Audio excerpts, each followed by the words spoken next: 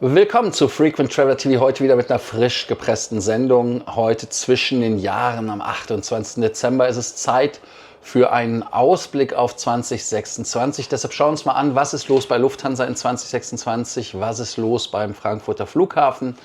Und wir schauen uns an EES, das ist das neue Einreisesystem, das im Plan ist. Und wir haben eine, ich nenne es mal Best Practice, was ihr tun solltet mit euren Statusprogrammen, dass ihr dort eine Art Sicherung durchführt.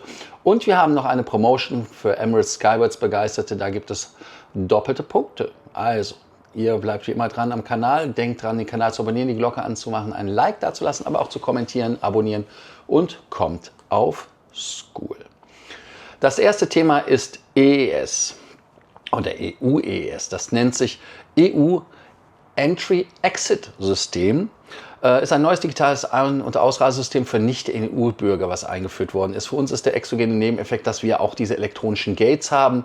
Seit dem 12. Oktober laufen die Ausführungen an den europäischen Grenzen. Die Leute müssen auch eine Art Mitgliedsbeitrag bezahlen, wenn sie in die EU kommen wollen. Bereits 13,3 Millionen Ein- und Ausreisen wurden erfasst. 60% der Erfassung erfolgten bereits biometrisch, heißt also Fingerabdrücke und Gesichtsbilder. 7000 Einreiseverweigerungen gab es bis Mitte Dezember. 100 Fälle von Identitätsbetrug wurden aufgedeckt. Also mal cool, dass man damit jetzt endlich mal die Sache anläuft und angeht, dass die Leute auch wirklich die sind, die sie sind. Und das System ersetzt künftig den Passstempel vollständig. Vollständiger Rollout an allen EU-Außengrenzen soll bis nächstes Jahr 10. April 2026 sein. In Deutschland sind bereits aktiv Frankfurt, Berlin, München, aber auch Düsseldorf. EU-Bürger sind davon nicht betroffen, weil wir sind ja schon quasi gescannt und wenn wir durch die E-Gates gehen, ist da ja quasi alles gemacht. Ja, wird EES künftig zu längeren Wartezeiten an den Flughäfen führen oder beschleunigt dies die Grenzkontrollen wirklich? Da könnt ihr ja mal zu sagen als Frage des Tages. Da das eine Art Ausblick ist auf 2026, wollen wir uns auch den Ausblick anschauen 2026 zum Thema Lufthansa. Was passiert bei Lufthansa 2026 und wie geht es mit dem Kranich mit Kreis, ohne Kreis weiter? 2026 ist ja erstmal das Centennial Year, also quasi ein Jahrhundert Lufthansa, Gründung 1926 mit Auflösung, mit allem Schnicki-Schnacki. Wir können uns jetzt darüber natürlich doktern, ob man das jetzt wieder gut findet oder nicht. Ich persönlich finde es merkwürdig, weil man ja viel dran getan hat, dass man die Zeit eben nicht adäquat von der Lufthansa vertreten musste, hat man aber dann irgendwie jetzt doch. Und Einführung ist auf jeden Fall erstmal das neue Konzernlogo ohne den Kreis Lufthansa Group. Zentrale Steuerung über 4 Group Function Boards.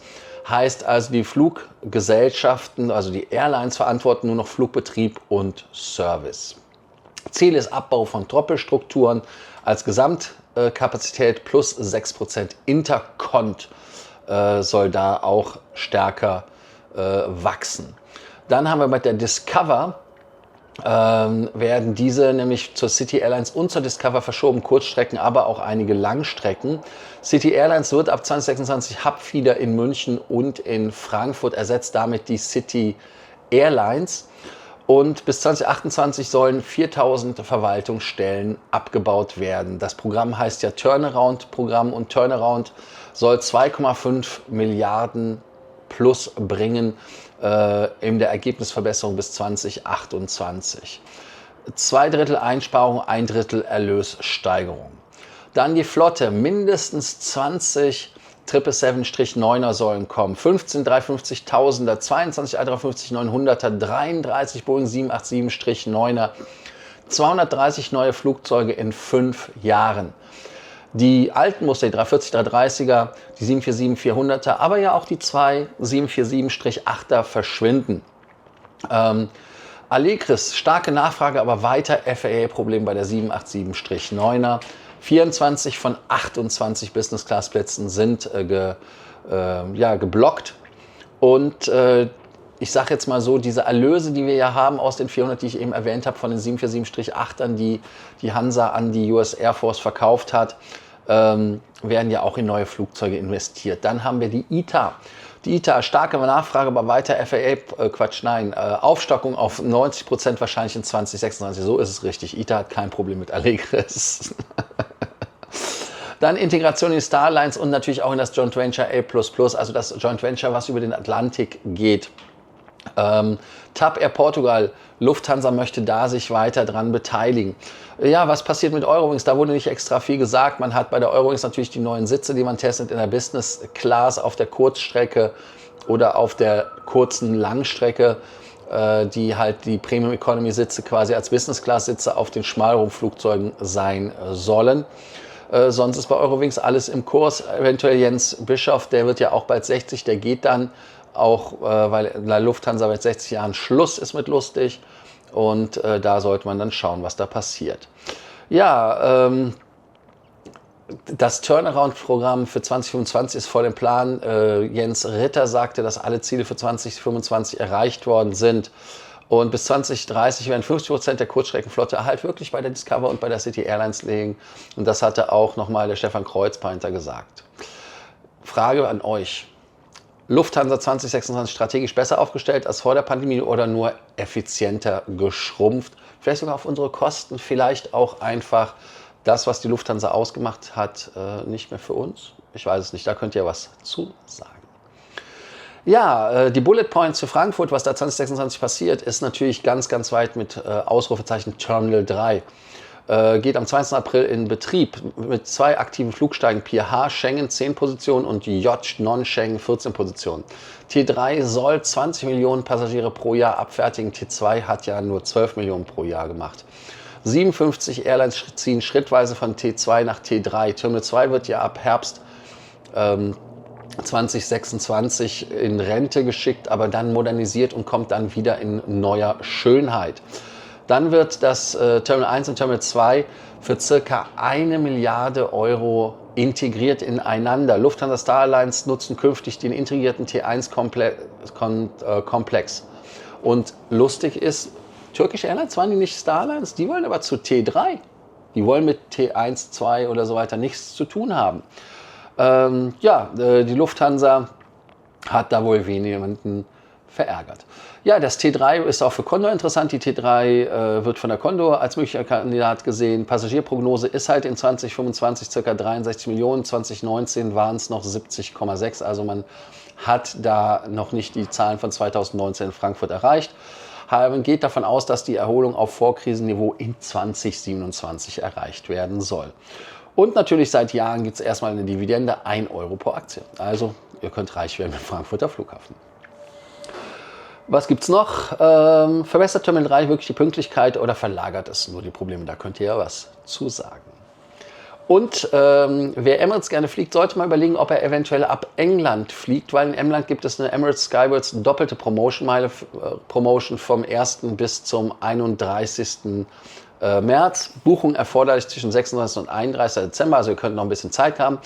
Und der Start gilt nur ab UK Airports, das heißt also, ihr sollt fliegen ab Heathrow, Gatwick, Stansted, Manchester, Birmingham, Edinburgh, Glasgow und Newcastle. Gültig ist es für alle Klassen, Economy, Premium Economy, Business und First, aber auch für alle Special, Saver, Flex und Flex Plus Tarife.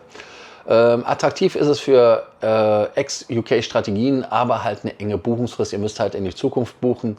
Und lohnt sich das für euch, so ein Trip nach England, um mit Emirates günstiger zu fliegen und für die Double Miles noch im Verhältnis zu Steuern und Gebühren, weil in England sind ja auf Business und First Class sind mehr Steuern. Das sollte man immer wissen.